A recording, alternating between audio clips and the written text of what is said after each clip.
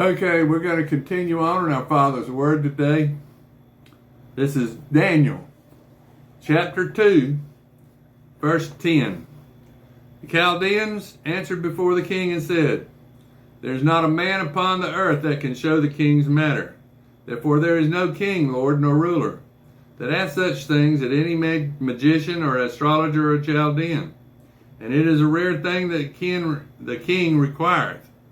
And there is none other that can show it before the king except the gods, whose dwelling is not with flesh." For this, the cause the king was angry and very furious, and commanded to destroy all the wise men of Babylon. And the decree went forth that the wise men should be slain, and they sought Daniel and his followers to be slain. Then Daniel answered with his counsel and wisdom to Arioch, the captain of the king's guard, which was gone forth to slay the wise men of Babylon. He answered and said to Arioch, the king's captain, "Why is the decree so hasty from the king?" Then Arioch made the thing known to Daniel. Then Daniel went in and desired of the king that he would give him time, that he would show the king the interpretation. Then Daniel went to his house and made the thing known to Hananiah, Mishael, and Azariah, his companions, that they would desire mercies of God of heaven concerning this secret, that Daniel and his fellows should not perish with the rest of the wise men of Babylon.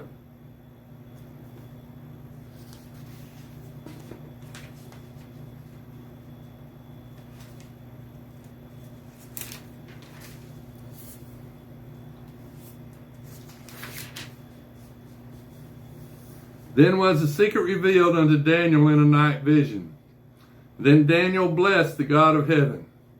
And Daniel answered and said, "Blessed be the name of God forever and ever, for the wisdom and might are his.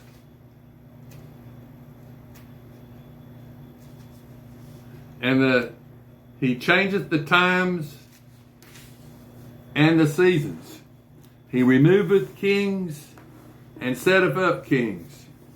He giveth wisdom unto the wise, and knowledge to them that know understanding. He revealeth the deep and the secret things. He knoweth what is in the darkness, and the light dwelleth within him. I thank thee and praise thee, O thou Father, God of thy fathers, who hast given me wisdom and might, and hast made known unto me now what we desired of thee. For thou hast now made known unto us the king's matter." Therefore Daniel went in to Arioch, whom the king had ordained to destroy the wise men of Babylon. He went in and said thus unto him, "Destroy not the wise men of Babylon. Bring me in before the king, and I will show unto the king the interpretation." Then Arioch brought Daniel in before the king in haste, and said thus unto him, "I have found a man of the captains of Judah that will make known unto the king the interpretation." And the king answered and said to Daniel, whose name was Belteshazzar, "Art thou able to make known unto me the dream which I have seen, and the interpretation thereof?" Daniel answered in the presence of the king and said, "The secret which the king hath commanded, cannot the wise men, the astrologers, the magicians, and the soothsayers show unto the king? But there is a God in heaven that revealeth secrets, and maketh known to King Nebuchadnezzar what shall be in the latter days. Thy dream and the visions of thy head upon thy bed are these. As for, O king, thy thoughts came into thy mind upon thy bed, what should come to pass thereby? And he that revealeth secrets maketh known to thee what shall come to pass. But as for me, this secret is not revealed to me for any wisdom that I have more than any living, but for their sakes they shall make known the interpretation to the king, that thou mightest know the thoughts of thy heart. Thou, O king, sawest, and behold, a great image, and the great image whose brightness was excellent. stood before thee, and the form thereof was terrible.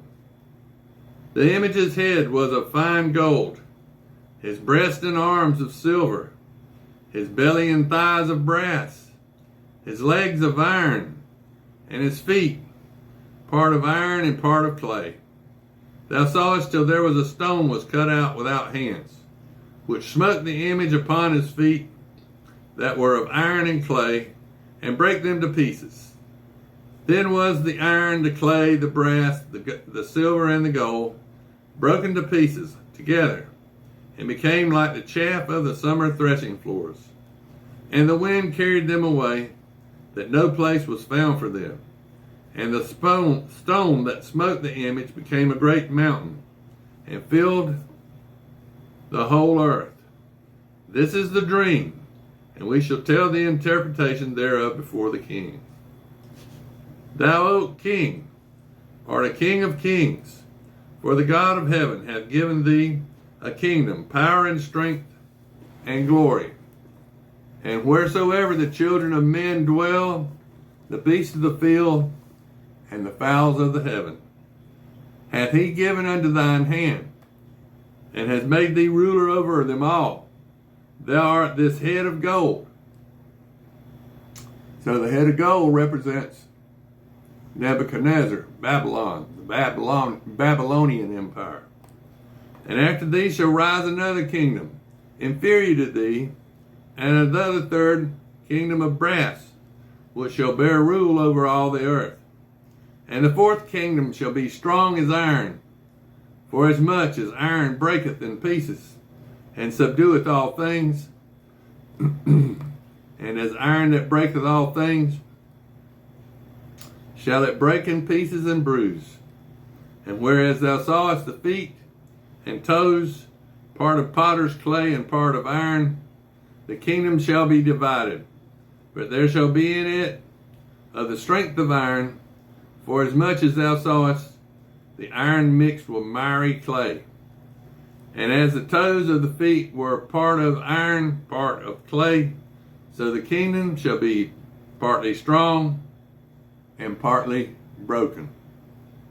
And whereas thou sawest iron mixed with the miry clay, they shall mingle themselves with the seed of men, but they shall not cleave one to another, even as iron is not mixed with clay. And in the days of these kings shall the God of heaven set up a kingdom, which shall never be destroyed, and the kingdom shall not be left to other people, but it shall break in pieces and consume all these kingdoms, and it shall stand forever. For insomuch as thou sawest that the stone was cut out of the mountain without hands, and that it brake into pieces the iron, the brass, the clay, the silver, and the gold, the great God hath made known to the king what shall come to pass hereafter. And the dream is certain, and the interpretation thereof sure. Then King Nebuchadnezzar fell upon his face, and worshipped Daniel, and commanded that he should offer an oblation and sweet odors unto him. And the king answered unto Daniel, and said, Of a truth it is, that your God is a God of gods, and a Lord of kings, and a revealer of secrets, seeing that thou couldst reveal this secret. Then the king made Daniel a great man, and gave him many gifts, and made him rule over the whole province of Babylon, and chief of the governors, over all the wise men of Babylon. Then Babylon requested of the king, and he set Shadrach, Meshach, and Abednego over the affairs of the province of Babylon. But Daniel sat in the gate of the king.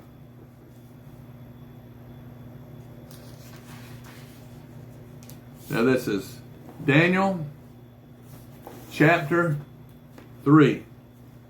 Nebuchadnezzar the king made an image of gold, whose height was 60 cubits, and the breadth thereof 6 cubits.